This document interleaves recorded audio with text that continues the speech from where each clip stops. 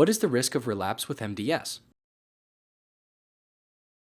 So MDS is a disease that is incurable with standard chemotherapy.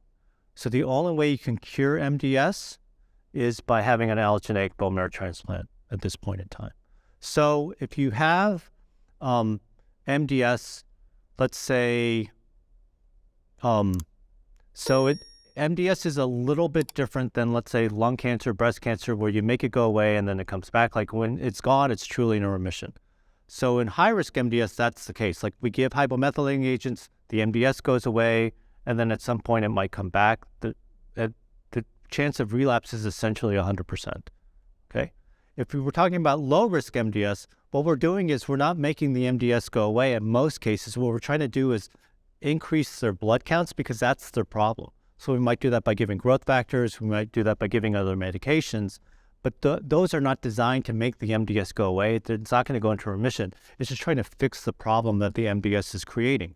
So low risk and high risk are different, but for sure in either case, neither case is unfortunately curable with standard chemotherapy. Both require an allogeneic bone marrow transplant.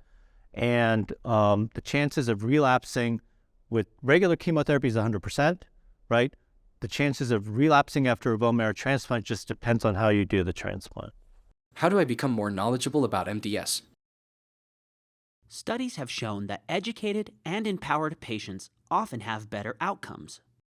HealthTree University is the first and only free, comprehensive curriculum for patients and caregivers.